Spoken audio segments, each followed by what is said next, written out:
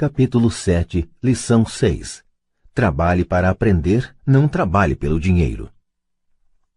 Em 1995, concedi uma entrevista a um jornal de Singapura. A jovem repórter chegou na hora e imediatamente começou a entrevista. Sentamos no hall de entrada de um hotel luxuoso, tomamos café e falamos do objetivo de minha visita à cidade. Eu devia dividir o palco com Zig Ziglar.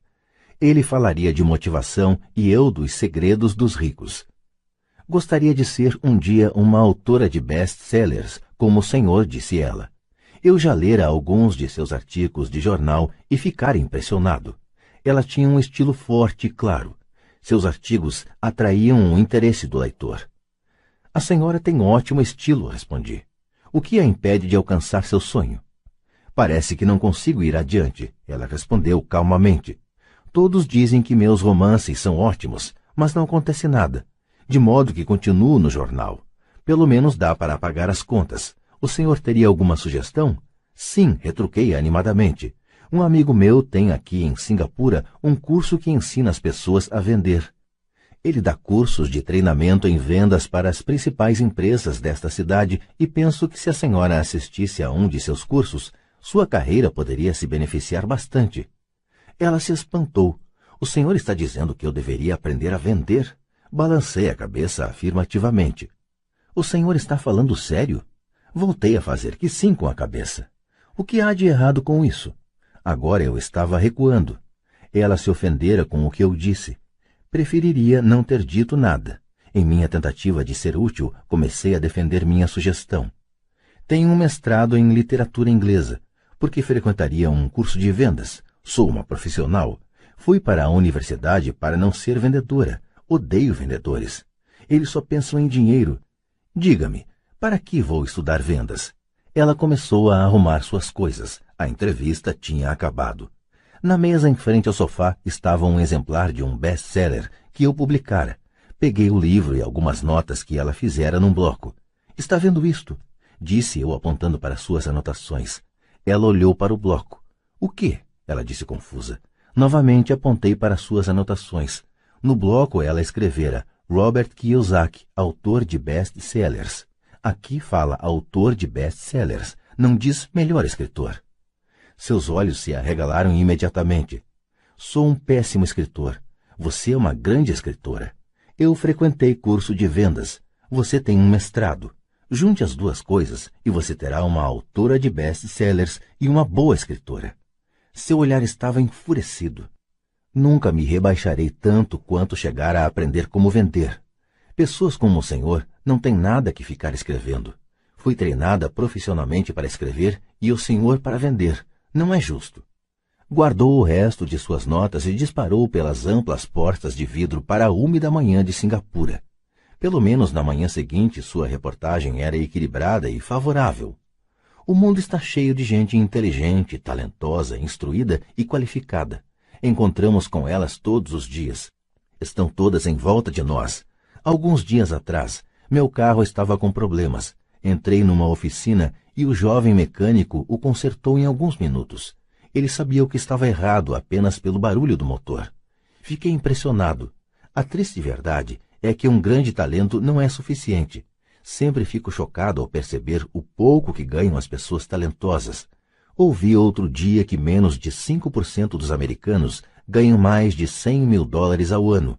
Já encontrei gente muito instruída, brilhante, que ganha menos de $20.000 ao ano. Um consultor comercial especializado na área médica me dizia que muitos médicos, dentistas e quiropráticos têm dificuldades financeiras. Até então eu pensava que, quando eles se formassem, os dólares choveriam. Foi esse consultor que me disse: eles estão uma habilidade atrás da grande riqueza. O que isso quer dizer é que muitas pessoas precisam apenas aprender e dominar uma habilidade a mais e sua renda aumentará exponencialmente. Já mencionei que a inteligência financeira é uma sinergia entre contabilidade, investimento, marketing e direito. Combine essas 4 habilidades técnicas e ganhar dinheiro com o dinheiro será mais fácil. Quando se fala de dinheiro, a única habilidade que a maioria das pessoas conhece é trabalhar mais.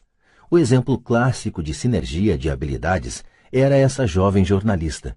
Se ela aprendesse ativamente as habilidades de vendas e marketing, sua renda poderia aumentar de forma espetacular. Se eu fosse ela, faria alguns cursos de redação publicitária além de vendas. Então, em vez de trabalhar no jornal, eu procuraria um emprego em uma agência de publicidade.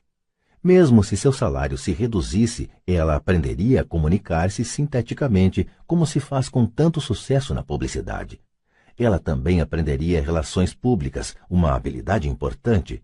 Aprenderia como obter milhões em publicidade gratuita. Então, de noite e nos fins de semana, ela poderia escrever seu grande romance. E quando este tivesse terminado, ela estaria mais apta a vender seu livro. E assim, em pouco tempo, ela poderia ser autora de best-sellers. Quando publiquei meu primeiro livro, If You Want to Be Rich and Happy, Don't Go to School. Se você quer ser rico e feliz, não vá para a escola. Um editor sugeriu que eu mudasse o título para A Economia da Educação. Falei que com um título como este, eu só conseguiria vender 2 exemplares, um para minha família e outro para meu melhor amigo. O problema é que eles esperariam ganhá-lo. O agressivo título foi escolhido porque eu sabia que assim obteria toneladas de publicidade. Sou favorável à educação e acredito em reforma educacional. De outra forma, por que continuaria eu a pressionar por mudanças em nosso sistema de ensino antiquado? Por isso escolhi um título que me permitisse ir a mais apresentações de televisão e rádio, simplesmente por causa da controvérsia. Muitas pessoas pensaram que eu era louco, mas o livro vendeu muito bem. Quando me formei na Academia de Marinha Mercante dos Estados Unidos em 1969, meu pai instruído ficou feliz. A Standard Oil da Califórnia me contratara para sua frota de navios-tanque. Eu era terceiro e imediato e o salário era baixo em comparação ao de meus colegas, mas era um bom emprego para um recém-formado. Meu salário inicial era de cerca de $42.000 ao ano, incluindo as horas extras, e eu só trabalhava durante 7 meses. Tinha 5 meses de férias. Se eu quisesse, poderia ter ido para o Vietnã com uma empresa de navegação subsidiária e teria com facilidade dobrado meu salário em vez de descansar nas férias. Tinha uma grande carreira à minha frente, contudo me demiti 6 meses depois e fui para a Marinha dos Estados Unidos para aprender a voar. Meu pai instruído ficou arrasado. Pai rico me deu parabéns. Na escola e no local de trabalho estava na moda a especialização. Isto é, para ganhar mais ou obter uma promoção era necessário especializar-se em algo como ortopedia ou pediatria. O mesmo se aplica a contadores, arquitetos, advogados, pilotos e outros. Meu pai instruído acreditava no mesmo dogma e ficou empolgado quando finalmente obteve um doutorado. Ele muitas vezes admitia que as escolas recompensam pessoas que estudam mais e mais a respeito de menos e menos. Pai rico me incentivava a fazer exatamente o oposto. Você precisa saber um pouco sobre várias coisas, era a sua sugestão. É por isso que durante anos trabalhei em diferentes áreas de suas empresas. Por um tempo, trabalhei no departamento de contabilidade. Embora eu provavelmente nunca chegasse a ser um contador, ele queria que eu aprendesse por osmose. Pai rico sabia que eu pegaria o jargão e o sentimento daquilo que é importante e do que não é importante. Também trabalhei como ajudante de garçom e como operário na construção, bem como em vendas, reservas e marketing. Ele estava preparando Mike e eu. Ele insistia em que nos sentássemos para assistir a seus encontros com diretores de banco, advogados, contadores e corretores. Queria que conhecêssemos um pouco sobre cada aspecto de seu império. Quando abandonei meu emprego bem pago na Standard Oil, meu pai instruído teve uma conversa séria comigo. Ele estava perturbado. Ele não podia entender minha decisão de largar uma carreira que oferecia salário alto, grandes benefícios, muito tempo de folga e oportunidades de promoção. Quando me perguntou certa noite por que você se demitiu, eu não consegui, por mais que tentasse, explicar para ele. Minha lógica não se encaixava com a lógica dele. O grande problema é que minha lógica era a lógica de meu pai rico. A segurança no emprego era tudo para meu pai instruído. Aprender era tudo para meu pai rico. Meu pai instruído pensou que eu tivesse ido para o curso para aprender a ser um comandante de navio. Pai Rico sabia que eu estava lá para estudar comércio internacional. Enquanto estudava, fiz transporte de cargas, naveguei em grandes cargueiros, em navios de passageiro pelo Extremo Oriente e pelo Pacífico Sul. Pai Rico me incentivava a navegar pelo Pacífico em lugar de ir para a Europa, porque sabia que as nações emergentes estavam na Ásia e não no velho continente. A maioria de meus colegas de turma, incluindo Mike, ainda participava de festas nas suas fraternidades, e eu já estudava comércio, gente, estilos de negócio e culturas no Japão, Taiwan, Tailândia, Singapura, Hong Kong, Vietnã, Coreia, Tahiti, Samoa e Filipinas. Eu também frequentava festas, mas não em fraternidades. Cresci rapidamente. Meu pai instruído não conseguia entender por que eu me demitira do emprego e entrara para a Marinha dos Estados Unidos. Disse-lhe que queria aprender a voar, mas realmente queria aprender a comandar tropas. Pai Rico me explicara que a parte mais difícil da condução de uma empresa é a gestão de pessoas. Ele passara 3 anos no exército. Meu pai instruído tinha sido isento do serviço militar. Pai Rico me falou do valor de aprender a liderar pessoas em situações difíceis. Liderança é o que você precisa aprender agora, dizia. Se você não for um bom líder, receberá um tiro pelas costas, como ocorre nos negócios.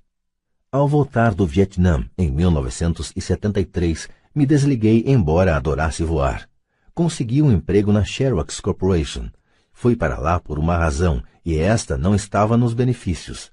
Eu era bastante tímido, e a ideia de vender me parecia a coisa mais apavorante do mundo. A Xerox tem um dos melhores programas de treinamento em vendas dos Estados Unidos. Pai Rico ficou muito orgulhoso de mim. Meu pai, instruído, ficou envergonhado. Sendo um intelectual, considerava que os vendedores estavam abaixo dele. Trabalhei na Xerox durante 4 anos até que superei o medo de bater as portas e ser rejeitado.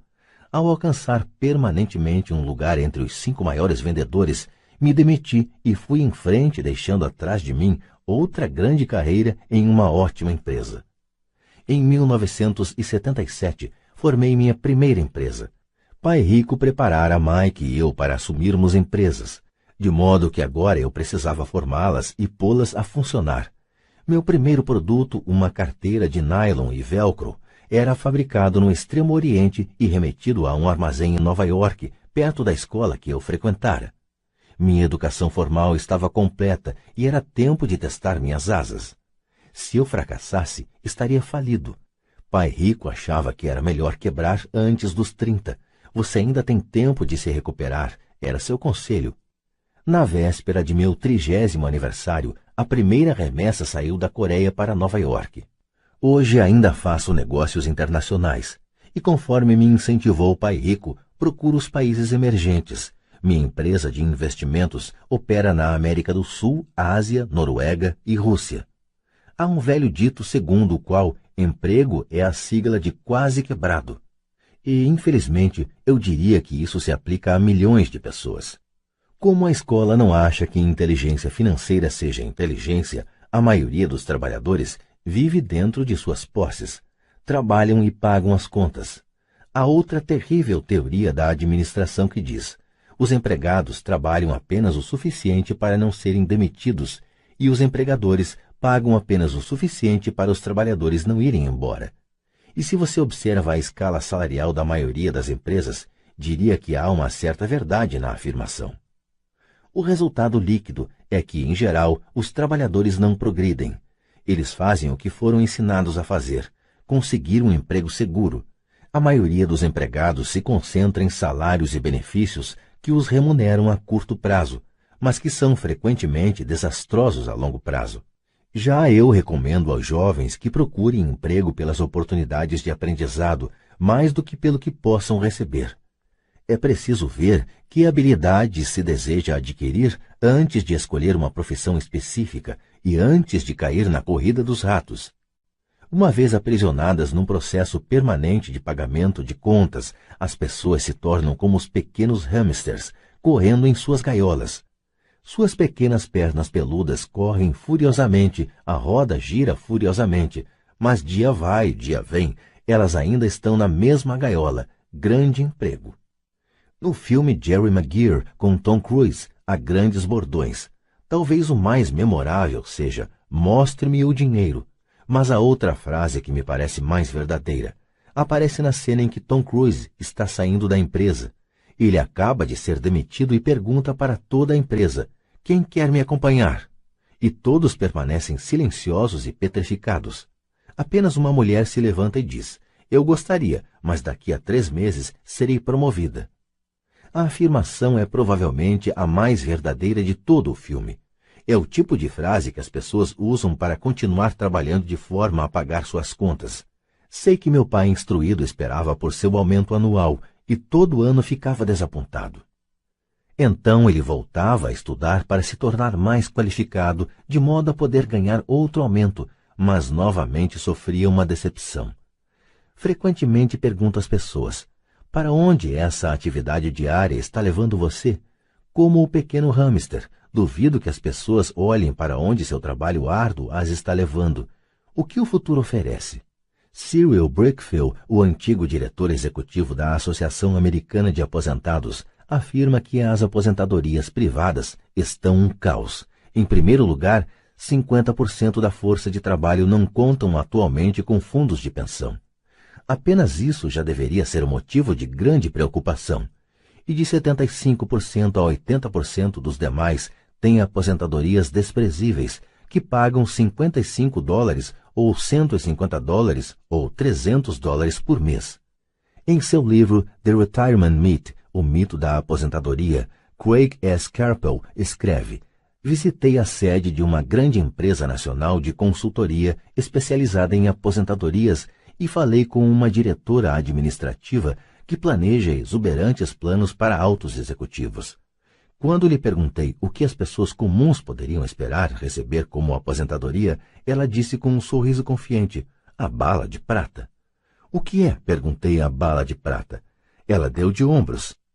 "Se os baby boomers descobrem que não têm dinheiro suficiente para viver quando forem mais velhos, eles sempre podem dar um tiro nos miolos."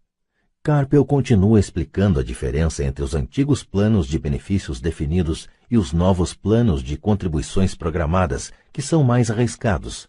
Não é um quadro animador para a maioria das pessoas que está trabalhando atualmente, e isso é só a aposentadoria. Quando se acrescentam despesas médicas e casas de repouso para idosos, o quadro se torna aterrador. Em seu livro de 1995, ela indica que as despesas hospitalares variam de $30 mil a $125 mil ao ano. Em uma casa de repouso para idosos, sem qualquer mordomia, a anuidade estava em torno de $88 mil. Muitos hospitais em países onde a medicina é socializada já têm que tomar decisões dramáticas como quem permanecerá vivo e quem vai morrer. Eles tomam essas decisões com base no orçamento e na idade dos pacientes. Os cuidados médicos são destinados ao paciente mais jovem. O paciente mais velho fica para o fim da fila. Assim como os ricos podem se permitir uma educação, eles também podem se manter vivos enquanto aqueles com pouca fortuna morrem. Fico imaginando se há trabalhadores pensando no futuro ou se eles apenas se preocupam com o próximo contra-cheque sem questionar-se sobre o que virá mais adiante. Quando falo para adultos que querem ganhar mais dinheiro, sempre dou o mesmo conselho. Sugiro que pensem no longo prazo. Em lugar de trabalhar simplesmente pelo dinheiro e pela segurança, que são, admito, importantes, sugiro que procurem um segundo emprego onde possam aprender outra habilidade. Muitas vezes recomendo que se integrem a uma empresa de marketing de rede, também chamado de marketing multinível, se quiserem adquirir habilidades de venda. Algumas dessas empresas têm excelentes programas de treinamento que ajudam as pessoas a suportar o medo do fracasso e da rejeição, que são as principais razões pelas quais a maioria das pessoas não é bem-sucedida. A instrução vale mais do que o dinheiro, a longo prazo. Quando ofereço esta sugestão, ouço muitas vezes: isso é muito trabalhoso, ou só quero fazer o que me interessa. Quanto à primeira resposta, retruco: então o senhor prefere passar a vida entregando 50% do que ganha ao governo? Quanto à segunda observação, digo: eu não tenho interesse em ir à academia de ginástica, mas vou para me sentir melhor e viver mais. Infelizmente, há a verdade no velho adágio: não se pode ensinar truques novos a um cachorro velho. A menos que a pessoa esteja acostumada a mudar, é difícil mudar. Mas para aqueles que ainda estão em cima do muro em relação à ideia de trabalhar para aprender algo novo, ofereço esta palavra de incentivo. A vida se parece muito com ir à academia. A parte mais difícil é se decidir a começar. Uma vez feito isso, fica fácil. Em muitas ocasiões, ficava temeroso de ir para a academia, mas chegando lá em movimento era ótimo. Depois dos exercícios, fico feliz de ter me decidido a ir. Se você não está disposto a trabalhar para aprender algo novo e insiste em se especializar em sua área, assegure-se de trabalhar em uma empresa sindicalizada. Os sindicatos foram planejados para proteger especialistas. Meu pai instruído, depois de ter caído em desgraça junto ao governador, tornou-se presidente do Sindicato de Professores do Havaí. Ele dizia que esse era o trabalho mais pesado que já tivera na vida. Meu pai rico, por outro lado, passou toda a sua vida fazendo o possível para que suas empresas não fossem sindicalizadas. Ele foi bem-sucedido, embora os sindicatos fizessem força, pai rico sempre conseguiu combatê-los. Pessoalmente não tomo partido porque posso ver a necessidade e os benefícios de ambas as situações. Se você seguir os conselhos da escola, tornando-se altamente especializado, então procure a proteção do sindicato. Por exemplo, se eu tivesse prosseguido minha carreira de piloto de aviões, eu teria procurado trabalhar em uma empresa em que o sindicato dos pilotos fosse forte. Por quê? Porque minha vida teria sido dedicada a aprender uma habilidade que só tem valor em um ramo de atividade. Se eu tivesse que abandonar esse ramo, as minhas habilidades não teriam valor em outras atividades. Um piloto sênior com 100 mil horas de voo, ganhando $150 mil ao ano, teria dificuldades em encontrar um emprego com igual remuneração no ensino escolar. As habilidades não se transferem necessariamente de um ramo de atividades para outro. Os pilotos recebem salários altos por possuírem habilidade que não teriam valor, por exemplo, no sistema de ensino. Atualmente se pode dizer o mesmo até no caso dos médicos. Com todas as mudanças ocorridas na medicina, os especialistas têm que se agrupar em organizações médicas, como os planos de saúde. Sem dúvida que os professores precisam se sindicalizar. Atualmente, nos Estados Unidos, o Sindicato dos Professores é o maior e mais rico deles. A Associação Nacional de Educação tem uma força política tremenda. Os professores precisam da proteção de seu sindicato porque suas habilidades também têm escasso valor fora da área da educação. De modo que regra prática é, se for atualmente especializado, sindicalize-se. Quando pergunto às minhas turmas quais de vocês fazem um hambúrguer melhor do que o do McDonald's, quase todos levantam a mão. Então pergunto, se a maioria de vocês faz um hambúrguer melhor do que o do McDonald's, como pode ser que o McDonald's ganhe mais dinheiro do que vocês? A resposta é óbvia. O McDonald's é um ótimo sistema de negócios. A razão pela qual tantas pessoas talentosas são pobres é que elas se concentram na preparação de um melhor hambúrguer e sabem muito pouco sobre sistemas de negócios. Um amigo meu do Havaí é um grande artista. Ganha bastante dinheiro. Um dia, o advogado de sua mãe ligou dizendo que ela lhe deixara $35 mil. Isto é o que sobrou de seus bens depois que o advogado e o governo pegaram sua parte. Imediatamente, ele viu uma oportunidade de aumentar seus negócios, usando parte desse dinheiro em publicidade. 2 meses depois, seu primeiro anúncio em cores, de página inteira, apareceu em uma revista cara voltada para os muito ricos. O anúncio foi publicado durante 3 meses. Ele não teve qualquer retorno e toda a sua herança foi embora. Agora ele quer processar a revista por ter sido enganado. Este é um caso típico de alguém que pode fazer um belo hambúrguer, mas conhece pouco de negócios. Quando eu lhe perguntei o que ele tinha aprendido, sua resposta foi que publicitários são escroques. Então lhe perguntei se ele não gostaria de fazer um curso de vendas e outro de marketing direto. Sua resposta foi: não tenho tempo e não quero jogar dinheiro fora. O mundo está cheio de pessoas talentosas. Com muita frequência, são pobres ou têm dificuldades financeiras ou ganham menos do que poderiam, não pelo que sabem, mas pelo que não sabem. Concentram-se em aperfeiçoar suas habilidades de fazer um melhor hambúrguer, em vez de pensar em como vender e entregar esse hambúrguer. Talvez o McDonald's não faça o melhor hambúrguer, mas é o melhor no ofício de vender e entregar um sanduíche básico médio. Pai pobre queria que eu me especializasse. Era assim que ele achava que se ganhava mais. Mesmo depois de ouvir do governador do Havaí que não poderia mais trabalhar no governo do estado, meu pai instruído continuou me incentivando a me especializar. Pai pobre então encampou a causa do Sindicato dos Professores, fazendo campanhas por mais proteção e maiores benefícios para esses profissionais altamente especializados e instruídos. Ele nunca entendeu que quanto mais especializado você se torna, mais você fica amarrado e dependente dessa especialização. Pai Rico aconselhava Mike e eu a nos prepararmos. Muitas grandes empresas fazem o mesmo, procuram jovens recém-formados nas faculdades e começam a preparar essas pessoas para exercer um dia altos cargos na organização. Esses jovens brilhantes não se especializam em um departamento, eles percorrem os vários departamentos para aprender todos os aspectos dos sistemas de negócios. Os ricos frequentemente preparam seus filhos ou os filhos dos outros. Ao fazê-lo, seus filhos adquirem uma visão geral das operações da empresa e conhecem a inter-relação entre os vários departamentos. A geração da Segunda Guerra Mundial considerava ruim ficar trocando de emprego. Hoje, considera-se uma atitude inteligente, já que as pessoas ficarão mudando de emprego em lugar de buscar maior especialização, por que não pensar em aprender mais do que em ganhar? No curto prazo, você pode ganhar menos. No longo prazo, resultará em grandes dividendos. As principais habilidades administrativas necessárias para o sucesso são: 1. Gestão do fluxo de caixa. 2. Gestão de sistemas, incluindo você e o tempo dedicado à família. 3. Gestão de pessoal. As habilidades especializadas mais importantes são vendas e compreensão da comercialização.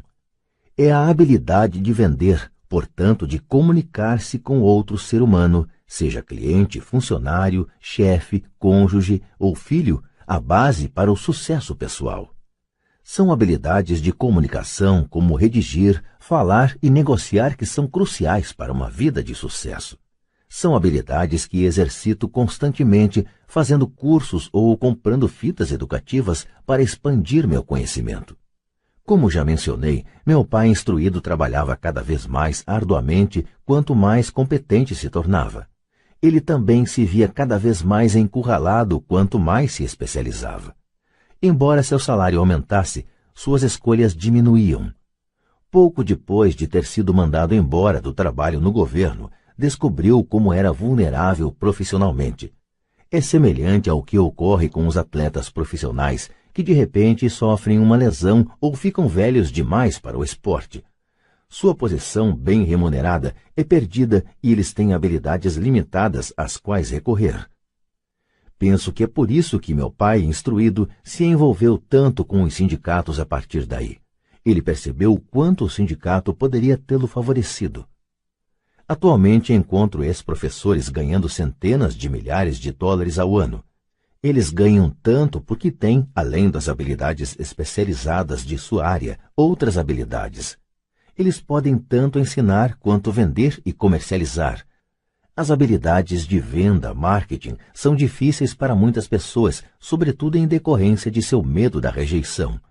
Quanto melhor você se comunicar, negociar e lidar com esse medo da rejeição, tanto mais fácil será a vida. Da mesma maneira que aconselhei aquela jornalista que queria tornar-se autora de best-sellers, repito isso para todos. Ter uma especialização técnica tem seus pontos fortes e fracos. Tenho amigos que são gênios, mas não conseguem comunicar-se efetivamente e, em consequência, seus ganhos são lamentáveis. Eu os aconselho a passar um ano aprendendo a vender. Mesmo se não ganharem nada, sua capacidade de comunicação melhorará. E isso não tem preço. Além de sermos bons aprendizes e vendedores e de entendermos de marketing, devemos ser tanto bons professores quanto bons alunos. Para sermos verdadeiramente ricos, devemos ser capazes tanto de dar quanto de receber. Em casos de dificuldades financeiras, frequentemente o que falta é dar e receber. Sei de muita gente que é pobre porque não é nem bom estudante nem bom mestre. Ambos os meus pais eram homens generosos. Ambos tinham como regra primeiro o dar. A educação era uma de suas formas de doação. Quanto mais davam, mais recebiam. Uma diferença evidente estava na doação de dinheiro. Meu pai rico doava altos montantes. Doava para a igreja, para instituições de caridade, para sua fundação. Ele sabia que para receber dinheiro, você deve dar dinheiro. A doação de dinheiro é o segredo da maioria das grandes famílias ricas. É por isso que existem instituições como a Fundação Rockefeller e a Fundação Ford. São organizações destinadas a tomar a própria riqueza e aumentá-la, bem como distribuí-la perpetuamente. Meu pai instruído costumava dizer sempre: quando tiver algum dinheiro extra, vou doá-lo. O problema é que nunca havia um extra. Trabalhava sempre mais para conseguir mais dinheiro em lugar de concentrar-se na principal lei do dinheiro: dai e recebereis. Ele acreditava no contrário: recebe e darás. Concluindo, tornei-me ambos os pais. Uma parte de mim é um capitalista convicto que adora o jogo do dinheiro fazendo dinheiro. A outra é o do mestre socialmente responsável que está profundamente preocupado com o crescente hiato que separa os que têm dos que não têm. Acredito que o principal responsável por esse hiato crescente é o sistema de ensino arcaico.